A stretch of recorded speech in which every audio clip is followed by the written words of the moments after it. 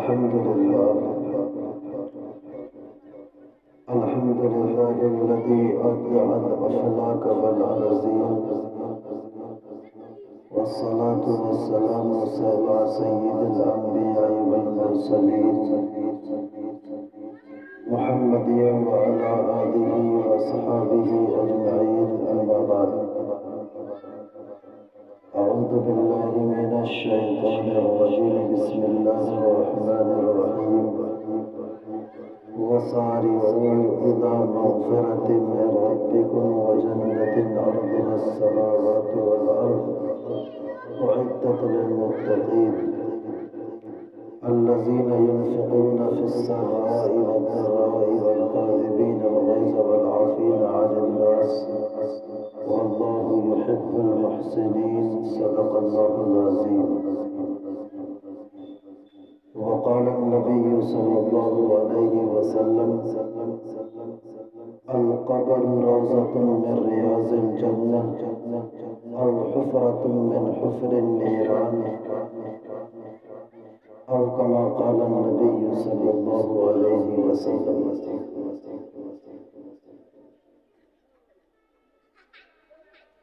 برادران ملت اسلامی و معزز حاضرین و سامعین، السلام علیکم ورحمۃ اللہ وبرکاتہ.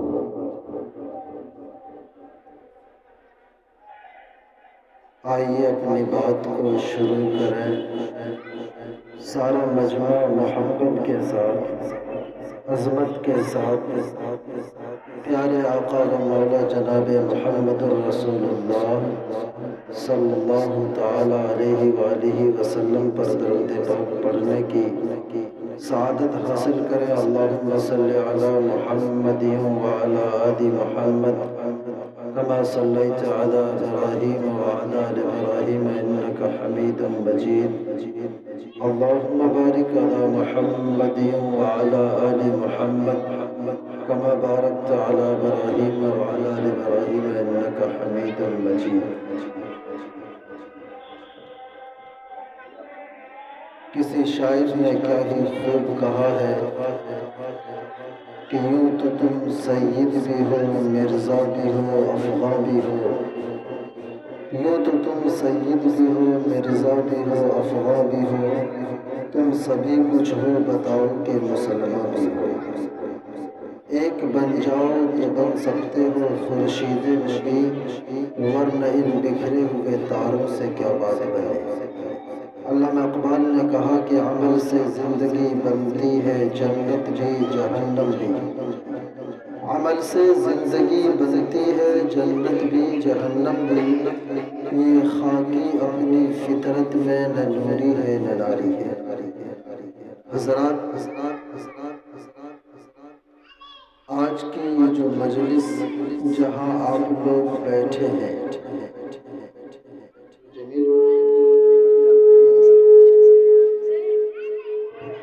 جناب محترم منظر بھائی، ان کی لخت جگر نور نظر اس دنیا سے پردہ فرما کے آخری دنیا کے لیے چلی گئی. تعزیت اور افسوس کی یہ مجلس ہے. صحیح پوچھئے تو ایسے موقع پر گھر والوں سے لے کر محلے والے، رشتہ دار، بستی والے اور جہاں تک ایسی خبریں پہنچتی ہیں، ہر ایک کے دل پر ایسے حادثے کا، ایسے واقعے کا بڑا زبردست اثر ہوتا ہے. میں بھی دل سے دعا کرتا ہوں، آپ حضرات بھی دعا کریں کہ اللہ تعالیٰ اس بچی کو منزل مقصود تک پہنچا دے. ان کے گھر والوں کو، خاص طور پر ان کے ابا اور امی، ان دونوں کو اس بچی کا اللہ نعم البدل عطا فرمائے. بزرگوں اور دوستوں، ہم اور آپ مسلمان ہیں، ہماری تہذیب، ہمارا کلچر، ہمارا کیریکٹر اسلامی ہونا چاہیے۔ اللہ تعالیٰ کے فضل و کرم سے اللہ نے ہم سب کو ایمان اور اسلام جیسا عظیم دولت عطا فرمایا ہے، اور اسی ایمان و اسلام کے سائے میں ہمیں اپنی بھی زندگی بسر کرنی چاہیے، اور ہمیں اپنے بچوں کی بھی پرورش اسی ماحول میں کرنے کی کوشش کرنا چاہیے اگر ہم مسلمان ہیں تو۔ کیوں؟ دنیا کے اندر کوئی بھی مذہب ہو، کوئی بھی دھرم ہو، کسی بھی مسلک کا ماننے والا انسان ہو، اس کے یہاں اخلاق، نیچر، کیریکٹر، کلچر، عادت، ان چیزوں کو سنوارنے اور بنانے کی سب سے پہلے تعلیم دی جاتی ہے۔ یہی وجہ ہے کہ مذہب اسلام نے بھی ہر انسان کو، خصوصاً ہر مسلمان کو یہ پیغام دیا ہے کہ اگر آپ مسلمان ہیں تو آپ خود بھی اسلام کے سانچے میں رہیے، اور اپنے بچوں کی پرورش بھی اسلام کے سائے میں کیجیے، اسلام کی تعلیم کے مطابق کیجیے۔ قرآن جیسا ہمیں بتلاتا ہے، اللہ کے رسول ہمیں جن جن طریقوں سے ہماری تعلیم فرماتے ہیں، ان سارے راستوں پر چلتے ہوئے ہمیں اور آپ کو اپنی بھی پرورش اور اپنا بھی خیال کرنا ہوگا، اور اپنے بچوں کا بھی اسی اعتبار سے پرورش اور تربیت کرنی ہے۔ چونکہ اس کے بغیر ہم نہ دنیاوی اعتبار سے کامیاب ہو سکتے ہیں، نہ ہی دینی اعتبار سے کامیاب ہو سکتے ہیں۔ یہ موت اور موت کے جیسا کوئی حادثہ اور واقعہ یہ انسانوں کی زندگی میں ایک فطرت ہے، اس کو تو آنا ہے۔ انسانوں میں بسنے والا کوئی امیر ہو یا غریب، کوئی جاہل ہو یا پڑھا لکھا، کوئی عالم ہو یا جاہل، کوئی مرد ہو یا عورت، کوئی بچہ ہو یا بوڑھا، کوئی جوان ہو یا بزرگ، دنیا کا کسی بھی طبقے کا، کسی بھی سماج کا، چاہے وہ غریب سے غریب آدمی ہے، چاہے وہ امیر سے امیر ترین آدمی ہے، چاہے وہ مرد ہے یا عورت ہے، ایک وقت آئے گا، اس کی زندگی کا آخری لمحہ آئے گا، موت کا فرشتہ آ کر اس کے کاندھے پر بیٹھ جائے گا، اور اسے یہ موقع نہیں دے گا کہ تم اپنے باپ سے ملاقات کر لو، تم اپنی ماں سے مل لو، یا اپنے دل کی راز و نیاز کی بات کر لو، یا ایک بوڑھا مرنے جا رہا ہے، اس کو 1 منٹ کا موقع نہیں دیا جائے گا کہ اپنے بیٹے سے زمین، پلاٹ اور بینک بیلنس کے بارے میں بات کر لیا جائے، یا کہاں سے کیا قرض لیا ہے، کیا کاروبار کیا ہے، اس بارے میں ایک ذرہ برابر بھی، 1 سیکنڈ بھر کا، 1 لمحے بھر کا فرشتہ موقع نہیں دے گا۔ قرآن کہتا ہے اذا جاء اجلهم لا يستأخرون ساعة ولا يستقدمون، کہ جب کسی کے موت کا وقت آ جاتا ہے تو 1 لمحے کے لیے، 1 سال کے لیے بھی وہ وقت نہ آگے ہوتا ہے نہ پیچھے۔ اچھا، ایک بات اور ذہن نشین ہے، دنیا نے بہت ترقی کیا۔ ہم اور آپ جب بچپنے کے دور میں ہوا کرتے تھے تو آپ نے دیکھا ہوگا کہ یہاں اسی روڈ سے پورنیہ جانے کے لیے لوگ گھنٹوں کھڑے رہتے تھے، جب جا کر ایک بس ملا کرتی تھی۔ ایک بستی سے دوسرے بستی جانا ہوتا تھا تو سائیکل تلاش کیا جاتا تھا۔ گاؤں محلے کے اندر 2-4 لوگوں کے پاس سائیکل ہوتی تھی، ایک آدمی لا کر کھڑا کیا تو دوسرا مانگنے والا پہنچ جاتا تھا۔ حالت یہ ہوتی تھی کہ اگر کسی کو میرگنج جانا ہے یا بہلیہ استھان جانا ہے تو پھر آدمی پیدل سفر کرتا تھا۔ لیکن 10-20 سال کے عرصے میں دنیا نے کیسی ترقی کی کہ آج گھر گھر سواری کا انتظام، موٹر سائیکل کا انتظام۔ حالت تو یہ ہو گئی ہے کہ آدمی جب کھیت جاتا ہے یا پانی پٹون کرنے جاتا ہے تو موٹر سائیکل لے کر 1 منٹ کے لیے آپ روڈ پر کھڑے ہو جائیے، سینکڑوں سواری آپ کو مل جاتی ہے۔ اسی انسانوں کے دماغوں نے ہزاروں قسم کی آرائش کی چیزیں، ایک وقت وہ تھا آپ کے ہاتھوں میں جب نیا نیا موبائل آیا تھا تو آپ اس کو چارج کرنے کے لیے، اس کا پاور بڑھانے کے لیے آپ گھنٹوں بحیریستان میں گزارتے تھے، میرگنج آ کر ویٹنگ لسٹ میں رہتے تھے کہ کب ہمارا نمبر آئے گا، ہمارا موبائل چارج ہو جائے گا۔ آج آپ دیکھیں یہ لائٹ، یہ تنگورے، یہ ساری چیزیں، یہ سارے عیش و آرام، یہ پنکھا، یہ بجلی، یہ اے سی، یہ ہوائی جہاز، یہ ہیلی کاپٹر، دنیا نے اتنی ترقی کی کہ اگر کسی کو 10,000 کلومیٹر کا سفر طے کرنا ہے تو آج کے وقت میں 2 گھنٹوں میں وہ سفر طے کر سکتا ہے۔ لوگوں نے زمین کو پھاڑ کر وہاں سے زمینی خزانوں کو نکال کر انسانوں کے سامنے لا کر رکھ دیا۔ ساری ترقی دنیا نے کی، ایسا ایٹم بم تیار کر دیا کہ اگر ایک کو چھوڑ دیا جائے تو پورا کا پورا ضلع تباہ و برباد ہو جائے گا۔ ہر اعتبار سے انسان نے ترقی کی کبھی، لیکن ہم نے اور آپ نے غور کیا کہ اسی انسانوں نے، اسی ویگیانکوں نے، اسی سائنسدانوں نے، اسی ٹیکنالوجی کے وجود میں لانے والوں نے کبھی موت کا کوئی علاج کہ یہ شخص مرنے جا رہا ہے، ہاسپیٹل میں زیر علاج ہے، لوگ کہہ رہے ہیں، ڈاکٹر کہہ رہا ہے کہ اب اس کا آخری وقت آ چکا ہے، آپ اسے گھر لے کر جائیے، اب اس کا کوئی فائدہ نہیں ہے۔ لیکن کیا آپ نے سنا کہ کوئی آدمی، کوئی ڈاکٹر، کوئی فلاسفر، کوئی انجینئر آ کر اس بات کو کہہ دے کہ نہیں صاحب اب میں اس کو دیکھتا ہوں، اس کے موت کو 10 سال کے لیے آگے بڑھا دیتا ہوں؟ خدا کی قسم 10 سال تو دور کی بات ہے، کوئی 10 دن اور 2 دن اور 2 گھنٹہ اور 2 منٹ کا وقت بھی کسی کے موت کا کوئی ٹال نہیں سکتا ہے۔ یہی ایک ایسا اٹل حقیقت ہے کہ جو دنیا کا کوئی بھی انسان اس کا انکار نہیں کر سکتا۔ جب اتنی اٹل حقیقت اس موت کی ہے، ہم کیسے بے خبر انسان ہیں کہ ہم سب چیز کی تیاری کرتے ہیں، سب چیز پر دھیان دیتے ہیں، سب چیز پر توجہ کرتے ہیں، اگر دھیان نہیں دیتے ہیں تو پھر موت کے بارے میں کبھی خواب و خیال میں نہیں آتا ہے، جبکہ ہر مرنے والا یہ پیغام چھوڑ کر جاتا ہے، یہ ہمیں اور آپ کو سندیش دے کر جاتا ہے، یہ میسج دے کر جاتا ہے کہ آج ہم جا رہے ہیں، کل پیچھے سے آپ کو بھی آ جاتے ہیں۔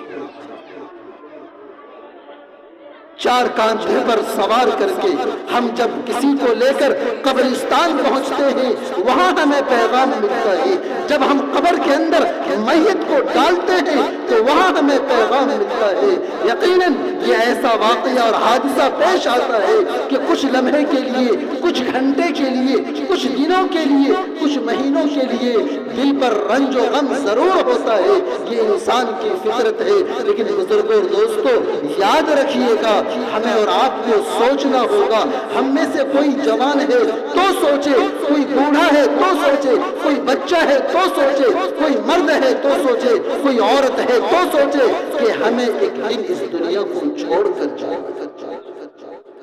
ایک بات اور ذہن میں رکھیے گا، یہی ہمارا ہاتھ ہے، یہی ہمارا کاندھا ہے۔ اسی ہاتھ سے کبھی ہم نے اپنے باپ کو غسل دیا ہے، کبھی ہم نے اپنے پڑوس کے لوگوں کو بھی نہلایا ہے، کبھی ہماری ماں بہنوں نے بھی اپنے کئی بہنوں کو، خالاؤں کو، دادیوں کو، ناریوں کو اپنے ہاتھوں سے نہلا کر، تیار کر کے، کفن پہنا کر اسے تابوت پر لٹا دیا اور مردوں کے حوالے کر دیا کہ جائیے اب آپ کا کام ہے، اسے قبرستان کی منزل تک پہنچا دیجیے۔ کبھی ہماری ماؤں اور بہنوں نے سوچا اس بات کو کہ آج ہم اس کو قبرستان بھیجنے کی تیاری کر رہے ہیں، کل ہمارا بھی نمبر آنے والا ہے۔ اللہ کے واسطے دنیا کے اس چکا چوند کے اندر، زندگی کے اس اہم وقت کے اندر کسی گھمنڈ میں نہ پڑیے، کسی لالچ میں نہ پڑیے، کسی ایسے راستے پر نہ جائیے کہ جس سے اللہ اور اس کا رسول ہم سے ناراض ہو۔ بزرگوں اور دوستوں، میں دل سے دعا کرتا ہوں، اس گھر کے ذمہ داروں کے تئیں اپنی طرف سے تعزیت کرتا ہوں۔ ایسا واقعہ، ایسا حادثہ جو معاشرے میں کبھی پیش آ جاتا ہے، جس وقت اور جس دن اس گھر کے اس حادثے اور واقعے کی خبر مجھ گنہگار تک پہنچی، اللہ کی قسم کھا کر کہتا ہوں دل پر ایک ایسا صدمہ گزرا کہ ہمارا معاشرہ، ہمارا سماج، ہمارے قوم کے بچے، ہماری قوم کی بیٹیاں، ہماری بیٹیاں، ہماری بہنیں کہاں جا رہی ہیں، کیسی اس کی تعلیم ہو رہی ہے، کیسی اس کی تربیت ہو رہی ہے، اور کیوں ایسا وقت اور ایسا موقع آ رہا ہے کہ ایسے غلط قدم اٹھانے پر ہمارے قوم و سماج کے بچے اور بچیاں مجبور ہو جاتی ہیں۔ اللہ کے واسطے میرے ذمہ دار قوم کے لوگوں ذرا سوچو، ہماری ماں اور بہنوں آپ بھی ذرا سوچیں اس بات کو کہ آج ہم اپنے بچوں کی تعلیم و تربیت کیسی کر رہے ہیں۔ ہمارا بچہ تو وہ ہو کہ جس کے جو ہماری نگاہوں کے سامنے حسن و حسین ہیں، ہمارے نگاہوں کے سامنے صحابہ کی مقدس ذاتیں ہیں، ہمارے سامنے حضرت فاطمہ کی زندگی ہے، ہمارے سامنے حضرت زینب کی زندگی ہے، ہمارے سامنے حضرت رقیہ ام کلثوم کی زندگی ہے، ہمارے سامنے حضرت عائشہ رضی اللہ عنہا کی زندگی ہے، ہمارے سامنے حضرت خدیجہ کی زندگی ہے۔ اپنے بچوں کو ان کی کہانی سنائے، اپنے بچوں کو ان کی تعلیم و تربیت دیں، ان کے راستے پر بتائیں، ان کے راستے کا سبق سکھائیں، اور اپنے بچوں کو وہ اکابر صحابہ کرام، وہ بزرگان دین، یاد رکھیے گا بچوں کا دماغ، بچوں کا عقل ایک کاپی کرتا ہے، ایک اسکن کرتا ہے، جس چیز کو بچے دیکھتے ہیں وہ اس کے دماغوں پر چھاتا ہے۔ آپ بچپن کے اندر اپنے بچوں کو جیسی تعلیم دیں گے، جیسی تربیت کریں گے، کیا کہتا ہے ہماری شریعت، جب بچہ چھوٹا ہو، پیدا ہو کر ماں کے گود نہ آئے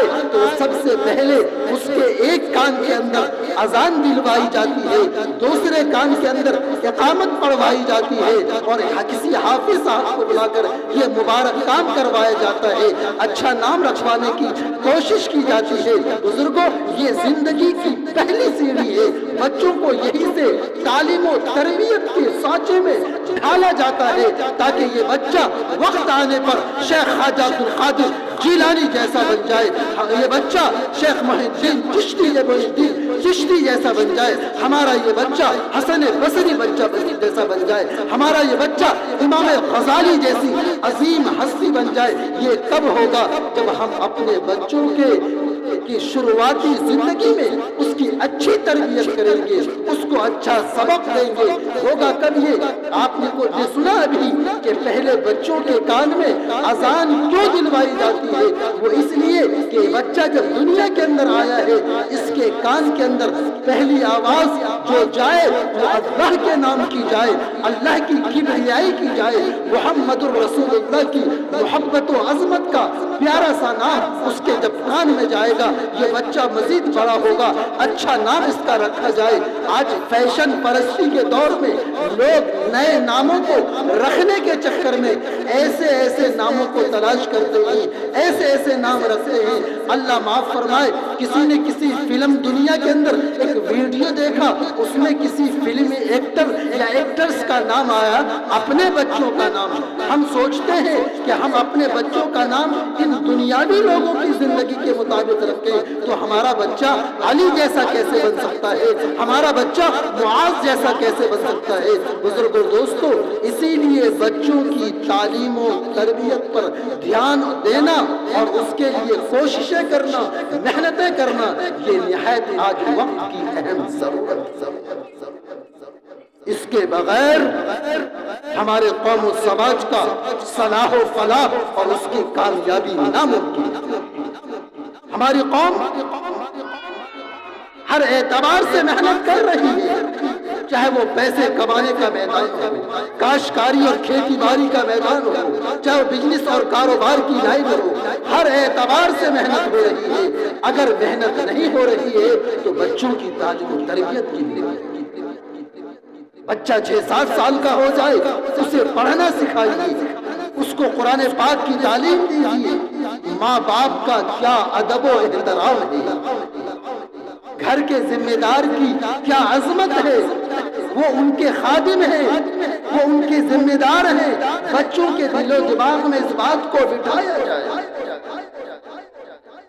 جب بچوں کے دل و دماغ کے اندر ایسی باتیں آ جائیں گی کہ یہ ہماری ماں ہے، یہ ہمارے باپ ہے، یہ ہمارے سب کچھ ہے، یہ ہمیں مار دیں، ٹوک دیں، کچھ بھی کر دیں، ہمارے اوپر اس کا کوئی فرق نہیں پڑتا، چونکہ یہ ہمارے ذمہ دار ہے۔ اگر ان کی تعلیم و تربیت اس طور پر ہوگی، بچہ 8 سال کا ہو جائے، حدیث پاک کے اندر علماء نے مسئلہ کتابوں میں لکھا ہے، بچہ جب 8 سال کا ہو جائے تو اس کو نماز کی تلقین کی جائے، اپنے ساتھ اس سے نماز پڑھوائی جائے، اور جب بچہ 10 سال کا ہو جائے اور نماز چھوڑنے لگے تو اس نماز کے چھوڑنے پر بچے کی پٹائی کی جائے۔ ارے مفتی صاحب، آپ تو بچوں کی نماز پر چلے گئے، کیوں حافظ صاحب؟ جب بچے کے باپ ہی نماز نہیں پڑھتے، بچے کے دادا ہی نماز کو نہیں جاتے، بچے کے چاچا ہی نماز کو نہیں جاتے، بچے کی امی ہی نماز نہیں پڑھتی، تو بچے کا نماز کا کیا مسئلہ ہے؟ ذرا سوچئے، قرآن کہتا ہے، قرآن کے تقریباً 122 ایسی جگہیں ہیں، میری ماں اور بہنیں سنیں اس بات کو، قرآن کے 122 ایسے مقامات ہیں جہاں اللہ نے بار بار ہم مسلمانوں سے، ہم مسلمان مرد و عورت سے ایک ہی اعلان کیا ہے، اے مسلمانوں، نماز کو قائم کرو، نماز کو قائم کرو، نماز کو قائم کرو۔ جس نے نماز کو اپنی زندگی میں داخل کیا اس نے اپنے ایمان کو بچا لیا، جس نے نماز کو چھوڑ دیا اس کا ایمان و اسلام سب برباد۔ میرے آقا تو یہ فرماتے ہیں کہ جس شخص نے نماز کو جان بوجھ کر ایک وقت کا چھوڑ دیا، 2,88,00,000 برس جہنم کے اندر جلنے کا اس کا فیصلہ ہو چکا ہے۔ اللہ کے رسول ابھی پچھلے مہینے جو رجب کا مہینہ کہلاتا ہے، معراج شریف کا مہینہ تھا، اللہ کے رسول صلی اللہ علیہ وسلم 7ویں آسمان پر تشریف لے گئے تھے، اور کوئی پردہ 70,000 پردے اللہ اور اس کے محبوب کے درمیان تھا، سارے پردے کو ختم کر کے اللہ اور اس کے رسول کا مکالمہ ہوتا ہے۔ وہاں اللہ نے جو اپنے پیغمبر کو ہدیہ اور تحفہ عطا فرمایا تھا، وہ نماز کا تحفہ عطا فرمایا تھا۔ میرے رسول جب وہاں سے جنت و جہنم کا سیر کرنے کے لیے گئے تھے، آقا مدینے میں تشریف فرما ہے، وہاں کا واقعہ اور قصہ سنا رہے ہیں کہ میں وہاں گیا تھا، میں جہنم کے قریب گیا تو وہاں دیکھا جہنم کے اندر مردوں سے کہیں زیادہ تعداد عورتوں کی تعداد۔ ہمیں اور آپ کو سوچنا ہوگا، اللہ کے رسول خود فرما رہے ہیں، بلکہ پیغمبر نے تو یہاں تک فرمایا کہ جو درمیان میں اسلام اور کفر کے بیچ میں، مسلمانوں اور ہندوؤں اور کافروں کے بیچ میں جو بیچ کا فرق ہے وہ نماز کا فرق ہے۔ نماز اگر ہماری زندگی میں ہے تو وہ ہم اس دائرے کے اندر ہیں، باؤنڈری کے اس پار ہیں۔ اگر نماز زندگیوں میں نہیں ہے تو پھر ہم ایمان سے نکل جائیں۔ یہ بچوں کا مسئلہ، ہمیں بچوں کو ایسی تعلیم و تربیت کرنی ہے۔ ہم سمجھتے ہیں کہ بچوں کو تھوڑا سا قرآن پڑھا دیا، تھوڑی سی اردو کی کتابیں پڑھا دی، شریعت کا مطالبہ یہ ہے بزرگوں دوستو کہ ہم اپنے بچوں کو اور خود ہم بھی اتنی دینی تعلیم کو حاصل کریں، اتنی حاصل کریں کہ جس سے حلال کیا ہے، حرام کیا ہے اس کو پہچان سکیں، جھوٹ کیا ہے، سچ کیا ہے اس کو فرق کر سکیں، ایمانداری کیا ہے، بےایمانی کیا ہے اس میں فرق کر سکے، چغلی کیا ہے، غیبت کیا ہے، دوسرے کی برائی کیا ہے اس میں ہم فرق کر سکے۔ اتنا دین، اتنا ایمان اور اتنا تعلیم اور ایجوکیشن حاصل کرنا ہر مرد و عورت کے لیے ضروری ہے۔ اس کے بغیر نہ تو ہماری قوم کا، نہ ہماری سماج کا، نہ ہمارے قوم کے بچوں کا کبھی بھی کامیابی ممکن ہے۔ بزرگوں اور دوستو، اللہ تبارک و تعالیٰ نے یہ دنیا ہمیں ایک موقع دیا ہے۔ یہ موقع اس طور پر ہے کہ جب تک زندگی ہے ہم نیک عمل کر سکتے ہیں، ہم نمازیں پڑھ سکتے ہیں، روزہ رکھ سکتے ہیں، صدقہ خیرات کر سکتے ہیں۔ جب تک آنکھیں کھلی ہے کر سکتے ہیں، آنکھیں بند ہو جائیں گی پھر کچھ بھی نہیں کر سکتے۔ پھر ٹھکانہ کیا ہوگا اس کا کوئی معلوم نہیں ہے کہ ہمارا اگلا ٹھکانہ قبر کی منزل پر آنے والا ہے، اگلا ٹھکانہ موت کے وقت آنے والا ہے، اگلا ٹھکانہ حشر کا میدان آنے والا ہے، اگلا ٹھکانہ پل صراط پر چلنے کا مسئلہ آئے گا، اگلا ٹھکانہ جہنم کا آئے گا۔ کیسا جہنم، جس جہنم کے آگ کو پتھر اور انسانوں سے دہکایا جائے گا، جس جہنم کے آگ کی جو گہرائی ہے وہ اتنی ہے، میرے رسول صلی اللہ علیہ وسلم نے فرمایا کہ ایک پتھر جہنم کے منہ پر ایک مرتبہ ڈالا گیا تھا، اچانک اس کی آواز آئی۔ اللہ کے رسول نے صحابہ سے پوچھا، اے میرے صحابہ بتاؤ یہ آواز کیسی تھی؟ صحابہ نے فرمایا، اے اللہ کے رسول ہمیں معلوم نہیں، آپ ہی بہتر جانتے ہیں، آپ کا اللہ خوب جانتا ہے۔ میرے رسول نے فرمایا 70 سال پہلے ایک پتھر کا ٹکڑا جہنم کے منہ پر ڈالا گیا تھا، 70 سال کے بعد آج وہ جہنم کے تہہ میں جا کر ہے۔ کتنا غضبناک ہے وہ آگ۔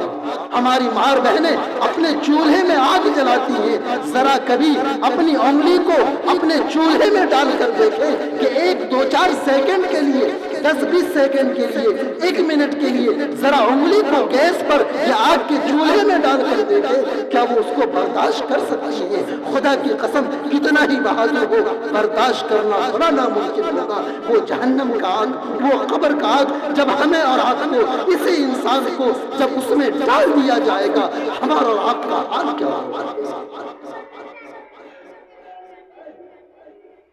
اسی لیے اللہ کے رسول صلی اللہ علیہ وسلم نے فرمایا الکیس من دان نفسہ وعمل لما بعد الموت، کہ دنیا کے اندر سب سے عقل مند ترین، سب سے ہوشیار آدمی وہی ہے جو مرنے سے پہلے مرنے کی تیاری کر لے رہا ہے۔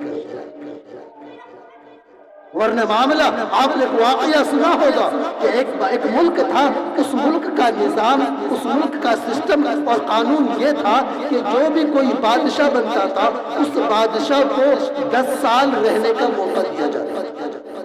10 سال اپنی حکومت چلاتا تھا وہ، 10 سال کے بعد سارے لوگ اس کو پکڑ کر اس پورے شہر سے نکال کر جنگل میں پہنچا دیتے،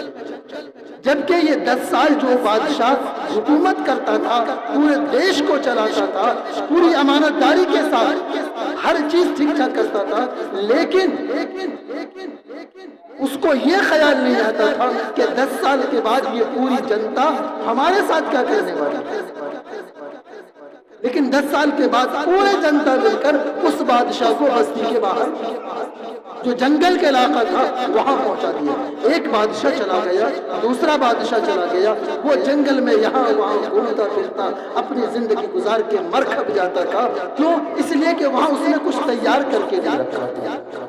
2-3 بادشاہوں کے بعد جب چوتھے شخص کو بادشاہ بنایا گیا، جب وہاں کا وزیر اعظم، پردھان منتری بنایا گیا، تو اس 10 سال کی پیریڈ میں، اس 10 سال کے زمانے کے اندر اس نے پورے دیش کو چلایا۔ ساتھ ہی ساتھ جس جنگل میں بادشاہ کو بھیجا جاتا تھا اسی جنگل کے اندر اس نے عالیشان مکان سے تعمیر کروایا، بہترین قسم کا بلڈنگ تعمیر کروایا، پنکھا، لائٹ، اے سی، جتنی چیزیں ہوتی ہیں 10, 25, 50 نوکر کا بھی انتظام وہیں کر دیا۔ 9 سال پورا ہو گیا، 10ویں سال جب سارے کے سارے جنتا مل کر اس کو اسی جنگل میں پہنچانے کا ٹائم قریب آیا تو وہ بادشاہ پوری جنتا کے ساتھ خوشی خوشی اس جنگل میں جانے کے لیے تیار ہو گیا۔ اب لوگوں کو بڑا تعجب ہوا کہ جتنے لوگ، اس سے پہلے جتنے بھی پردھان منتری کو ہم بھیجا کرتے تھے تو وہ روتے چلاتے جاتا تھا کہ ہمیں جنگل میں کہاں چھوڑنے جا رہے ہو، اور ایک یہ بادشاہ ہے بڑا خوش و خرم ہو کر بڑا اطمینان کے ساتھ جا رہا ہے۔ بزرگوں اور دوستوں، جب وہ وہاں پہنچ گیا اور پہنچنے کے بعد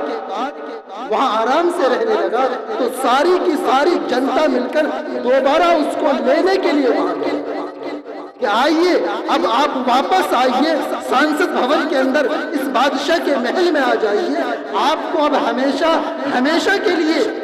پورے دیش کا، پورے ملک کا سیوا کرنا ہے، خدمت کرنا ہے۔ کیوں؟ لوگوں کو آزمانا تھا کہ یہ بادشاہ ہوشیار ہے کہ نہیں ہے۔ اس نے اپنی ہوشیاری کا ثبوت دیا کہ ان کو معلوم تھا کہ 10 سال کے بعد یہ لوگ مجھے پکڑ کر اسی جنگل بیابان میں جہاں جانور ہیں، درندے پرندے چرندے ہیں، جہاں نہایت خونخوار شیر رہتے ہیں، وہ ہمیں چیر پھاڑ کھا جائیں گے۔ تو انہوں نے پہلے اس کی تیاری کی کہ اس جنگل میں جا کر ایک عالیشان محل تیار کروا دیا، اسی لیے خوشی خوشی وہاں چلا گیا۔ بزرگوں، ایسے آدمی کو انہوں نے اپنے دیش کا ذمہ دار پردھان منتری اور بادشاہ مقرر کیا۔ کیوں؟ اس نے اپنے اس مقام پر جانے سے پہلے، اپنے اس مقام پر نتیجے آنے سے پہلے اپنی پوری تیاری کر لیا تھا۔ یہی معاملہ ہم انسانوں کے ساتھ میں ہے، ہم مسلمانوں کے ساتھ میں ہے کہ اگر ہم بھی ہوشیار ہیں، عقل مند ہیں، چالاک ہیں، تو یاد رکھیے کسی کا وقت 50 سال کے بعد آئے، 60 سال کے بعد آئے، 70 سال کے بعد آئے، 80 سال کے بعد آئے، 100 سال کے بعد آئے، وقت آئے گا اور اس قبر کی منزل میں جانا ہے۔ کوئی کسی کا ساتھ نہیں دے گا۔ جو ہم کر کے جائیں گے، جو ہم پہلے تیار کر کے،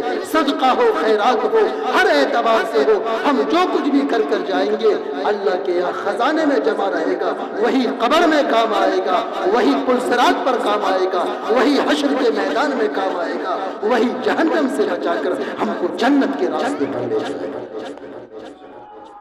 یہ ہے ہماری زندگی کا پورا۔ ورنہ زندگی کا مسئلہ تو یہ ہے کہ پانی کا بلبلہ ہے، یہ مچھر کا پر ہے، یہ مکڑی کا جالا ہے، اس سے بڑھ کر اس کی کوئی حیثیت نہیں۔ بڑے بڑے طاقتور، بڑے بڑے سورما، بڑے بڑے بہادر، بڑی بڑی سلطنت اور حکومت کے چلانے والے، یہاں تک کر کے سکندر ذوالقرنین جیسا بادشاہ جس کو اللہ نے جہاں سے سورج نکلتا ہے، جہاں سورج ڈوبتا ہے، پوری شہنشاہی، پوری خدائی، پوری حکومت سکندر بادشاہ کو ملا ہوا تھا، لیکن جب مر کر جانے لگا تو اپنے وزیروں سے کہہ دیا کہ میرے دونوں ہاتھوں کو کفن سے باہر کر دینا۔ وزیروں نے کہا کہ آپ کیا فرما رہے ہیں؟ اگر میں نے ایسا کیا تو لوگ کہیں گے کہ سکندر بادشاہ دنیا سے جا رہا ہے اور لالچ کر کے جا رہا ہے کہ اور حکومت آ جائے۔ بادشاہ نے کہا، سکندر نے کہا، نہیں نہیں، تم سمجھے نہیں، مقصد یہ نہیں ہے، مقصد یہ ہے کہ ساری دنیا کا بادشاہ، اتنی بڑی سلطنت کا مالک، سونے چاندی اور ہیرے جواہرات کا مالک آج جب دنیا چھوڑ کر جا رہا ہے تو دونوں ہاتھ خالی جا رہا ہے، کفن کے علاوہ اس کے ساتھ کچھ بھی نہیں جا رہا۔ یہ ہے دنیا، یہ ہے موت اور یہ ہے زندگی۔ بزرگوں، اسی لیے ہمیں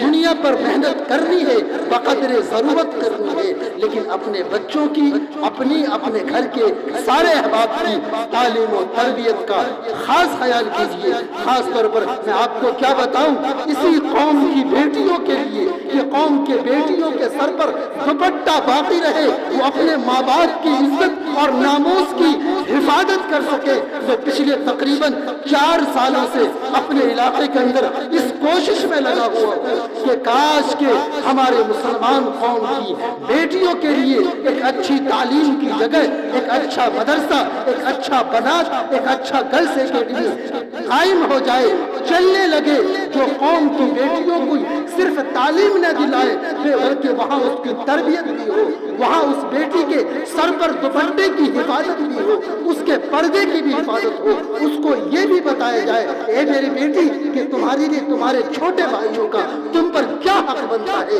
تمہارے بڑے بھائیوں کا اسی مدرسے کی، اسی بنات کی باؤنڈری کے اندر، اسی پردے والے ماحول میں اس کو یہ سمجھایا جائے گا، اس کو یہ بتایا جائے گا کہ ماں کا تم پر کیا حق ہے، باپ کا تم پر کیا حق ہے، بڑے بھائی کا تم پر کیا حق ہے، پڑوسی کا تم پر کیا حق ہے، خالہ اور خالو کا کیا حق ہے، چاچا اور چاچی کا کیا حق ہے، دادا اور نانا، ان سارے کے سارے اہل کنبہ خاندان کا کیا حق ہے۔ جب ہماری قوم کے بچے، ہماری قوم کی بیٹیاں دینی تعلیم اور تربیت کے ماحول کے اندر جب ان ساری پاکیزہ باتوں کو سیکھیں گی اور چلیں گی، تو خدا کی قسم ایسا واقعہ جو آج ہمارے گھر کے اندر پیش آیا ہے، میں دل سے آپ سب لوگوں کے لیے تعزیت کرتا ہوں اور اللہ سے دعا کرتا ہوں اللہ اس جیسی بہت ساری نعمتیں آپ کے گھر والوں کو مالا مال فرمائے، آپ کو خوب صبر جمیل اللہ عطا فرمائے، اللہ اپنے خزانے میں سے بیش قیمتی دولت اور سرمایہ آپ کو عطا فرمائے۔ یہ اس گنہگار کی دعا ہے، لیکن بنیادی چیز میں نے آپ کے سامنے رکھی ہے۔ اسی مقصد کے لیے ہمارا یہ پورا زور لگا ہوا ہے کہ علاقے میں قوم کی بیٹیوں کی تعلیم کے لیے، اس کی حفاظت کے لیے ہم یہ بچیوں کا مدرسہ شروع کر رہے ہیں۔ ایک ہی چیز کی گزارش آپ سے بھی اور خصوصاً اپنی ماں اور بہنوں سے بھی کہ جب بھی آپ ہاتھ اٹھائیں تو اپنی دعاؤں میں اس غریب ادارے کو جو اسی جگہ پر ہمارے بحریہ سن پیٹرول پمپ کے پاس جو کھل رہا ہے، تقریباً تعمیری کام ہو چکا ہے، رمضان کے بعد انشاءاللہ اس کا تعلیمی سلسلہ، اس کا داخلہ چالو ہو جائے گا۔ آپ اپنی ہاتھ جب اللہ کے سامنے جب کبھی اٹھائیں تو اس مدرسے کے لیے، اس بنات کے لیے، اس کلس اکیڈمی کے لیے آپ سب ضرور دعا کریں کہ اللہ تعالیٰ اس کو کامیاب فرما دے، غیب سے مدد فرما کر اللہ اس کے تعمیری تنظیمی ہر کام کا بیڑا پار کر دے۔ میں چند پیغام آپ کے سامنے رکھا ہوں اور خاص طور پر ہمارے نوجوان ساتھی کچھ بیٹھے ہیں ان کے لیے کہ اللہ کے واسطے اللہ نے یہ جوانی دی ہے، اللہ تبارک و تعالیٰ کل قیامت کے دن جب حشر کا میدان ہوگا، ساری دنیا کی زمین کو جب اس کو پتھریلا بنا دیا جائے گا، سورج بالکل قریب آ جائے گا، سوا نیزے پر رہے گا، گرمی سے انسان پریشان ہوگا، اللہ تعالیٰ 7 ایسے لوگ ہیں جس کو اس گرمی کے میدان میں بھی عرش کا سایہ نصیب فرمائیں گے۔ اس میں سے نوجوان لوگ بھی ہیں۔ کون نوجوان؟ ہیرو کٹ زندگی گزارنے والا، فیشن پرستی کی زندگی گزارنے والا، ایسا جوان کو اللہ عرش کا سایہ نہیں بلکہ وہ جوان جو اپنی جوانی کی حفاظت کرتے ہوئے اللہ سے ڈرتا ہے، اللہ کے رسول سے ڈرتا ہے، اپنی عزت کی، اپنی جوانی کی حفاظت کرتا ہے، اپنے سر، اپنے پیشینہ کو سجدے میں رکھتا ہے، جھکاتا ہے، اس کے آنکھوں سے اللہ کے ڈر سے آنکھوں سے گرم آنسو کے قطرے نکلنے لگتا ہے، یہ اللہ کے سامنے روتا ہے۔ تو اللہ کے رسول صلی اللہ علیہ وسلم نے فرمایا کہ ایسا جوان جو جوانی کی حفاظت کر کے اور اللہ سے ڈرتے ہوئے اپنی زندگی کو گزارتا ہے، کل حشر کے میدان میں اللہ اس کو عرش کا سایہ نصیب فرمائے گا۔ اور یاد رکھیے گا نوجوان ساتھیوں، یہ نوجوان قوم، یہ نوجوان نسل، ہر قوم کی عزت ہوتی ہے، ہر قوم کی شان ہوتی ہے، ہر قوم کا انقلاب نوجوانوں سے آتا ہے۔ آپ جائیے دیکھیے لکھنؤ، دلی، بھوپال، بمبئی، آپ کو سمجھ میں آئے گا، نظر آئے گا۔ ذرا وہاں کی مسجدوں میں پہنچیے، آپ اگر مسجدوں میں داخل ہوں گے تو نمازوں میں شریک ہونے والا، جانے والا، چاہے اپنی لائف میں کتنا ہی فیشن پرستی کرتا ہو، لیکن جب مؤذن نے کہا اللہ اکبر اللہ اکبر، جیسے ہی اذان پڑتی ہے سارے نوجوان مسجد کو چل جاتے ہیں۔ اور آج ہمارے علاقے کا نوجوان، اللہ معاف فرمائے، پوری مسجد ڈھونڈ لیجئے، ایک بھی نوجوان مسجد میں نہیں جاتا۔ ان کو جوانی میں مسجد جانے میں شرم آتی ہے، ارے یہ تو ملا بن گیا، اس نے تو ٹوپی اوڑھ لیا۔ لوگ یہ سمجھتے ہیں جبکہ اللہ تعالیٰ نے ایک موقع عطا فرمایا ہے، بڑا خوبصورت اور حسین موقع۔ اس وقت ہمارا رکوع اچھا ہوگا، ہمارا سجدہ اچھا ہوگا، ہماری دعائیں اچھی ہوگی، ہم اپنے رب کے سامنے لمبی لمبی نمازیں پڑھ کر اپنے رب کو منا سکتے ہیں۔ یہ موقع، یہ سندیش، یہ پیغام ہے آپ کے لیے۔ اللہ کے واسطے آپ اپنے ماں باپ کی خدمت بھی کریں، ماں باپ کے سامنے اس جوانی کی عمر میں اکڑ کر نہ چلیں، اکڑ کر بات نہ کہیں۔ قرآن کہتا ہے وَلَا تَقُلْ لَهُمَا أُفٍّ وَلَا تَنْهَرْهُمَا، کہ ماں باپ کے سامنے جب بات کرو حالت تو یہ ہو کہ اگر تمہیں سخت پیاس لگی ہو، مئی جون کا مہینہ ہو، پیاس شدت میں لگی ہو، تمہارے ہاتھ میں اگر پانی کا ٹھنڈا گلاس اگر رکھا ہوا ہو اور چارپائی پر لیٹا ہوا تمہارا باپ یا تمہاری ماں ہو، اور اس وقت میں اس لمحے کے اندر اگر باپ تم سے پانی کا گلاس مانگ لے، اگر ماں تم سے پانی کا گلاس مانگ لے، قرآن کہتا ہے وَلَا تَقُلْ لَهُمَا اُفٍّ، کہ تم اس کو اف بھی مت بولا کرو۔ اور آج تو حالت اس کا الٹا ہو گئی، باپ ڈر کر بات کرتا ہے اپنے نوجوانوں بیٹوں سے کہ کہیں میرا بیٹا ناراض نہ ہو جائے۔ ماں ڈر کر بات کرتی ہے اپنے نوجوان بچیوں سے کہ کہیں میری بیٹی ناراض نہ ہو جائے، جبکہ واقعہ اس کا الٹا ہونا چاہیے تھا۔ ماں باپ کو حق تھا کہ اپنے بچوں کے ساتھ، اپنے بیٹوں کے ساتھ جو رویہ اختیار کرے ان کو آئے۔ کیوں؟ اس لیے کہ انہوں نے بڑی مشقت سے ہم کو جنم دیا ہے، پیدا کیا ہے۔ اگر ساری زندگی اپنے ماں کے پاؤں کے تلوے چاٹتے رہ جائے، خدا کی قسم ہماری ماں نے اس بچے کو جنم دیتے وقت جو تکلیف برداشت کیا ہے اس کا حق ادا نہیں ہو سکتا۔ اس لیے نوجوان ساتھیوں، اپنے ماں باپ کا مقام اور مرتبہ پہنچانا، اور ذمہ داروں سے گزارش کہ اپنے بچوں کی تعلیم و تربیت کا خیال کیجیے۔ یہی چند پیغام جو میں نے آپ کے سامنے بیان و تقریر تو صبح تک چلتی رہی، اصل تو بات یہی ہے کہ جو باتیں کہی گئی ہیں ہم نے غور سے اگر اس کو سنا ہے، اللہ کے واسطے دل و دماغ میں اس کو جگہ دیجیے گا اور اپنی زندگی کو بدلنے کے لیے ذرا کوششیں شروع کر دیجیے۔ انشاءاللہ اللہ اس جہان میں بھی کامیاب فرمائے گا اور آنے والے جہان میں بھی کامیاب فرمائے گا۔ انہی چند پیغام کے ساتھ اپنی بات کو ختم کرتا ہوں۔ وآخر دعوانا ان الحمدللہ رب العالمین۔